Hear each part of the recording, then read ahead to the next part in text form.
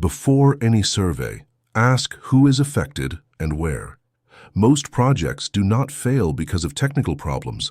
They fail because the right people were not engaged from the beginning. Before you design a survey, before you collect data, before you write even a single page of assessment, ask yourself one critical question. Who is truly affected by this project, and where are they? Step 1.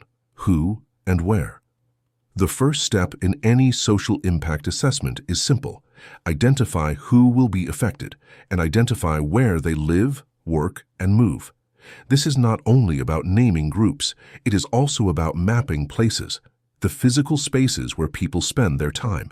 If this step is skipped, entire segments of the community may be overlooked, and the project may spend the rest of its life trying to repair trust.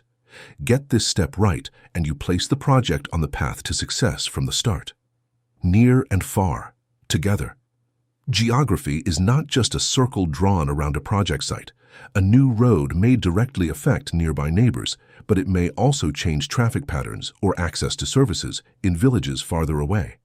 Look closely at those living next to the site and then look outward toward those touched by indirect impacts.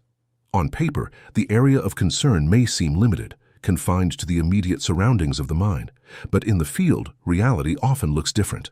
Wind may carry impacts to distant villages. Truck routes may affect towns far down the road. This may require adjusting study boundaries or even revisiting the project's engineering design. Focusing only on immediate site risks means missing those most vulnerable to harm. Quick practical exercise.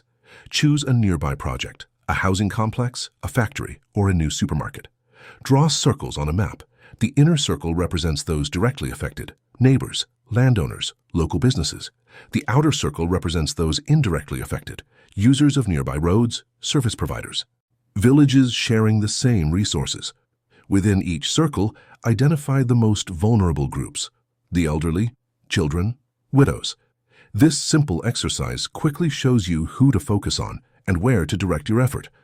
Interaction categories. To make planning easier, divide people into 3 groups. First, those who only need to be kept informed through regular updates. Second, those who should be consulted so their concerns can be heard. Third, those who need close collaboration because they are most affected by the project's location or scale. Thinking about people and place together keeps your focus where it truly matters. Before moving to surveys and reports, pause and ask again, who is truly affected and where do they live, work, and move? If you get this step right, the rest of the assessment will flow naturally. If you miss it, you will spend the rest of the project trying to repair what was overlooked.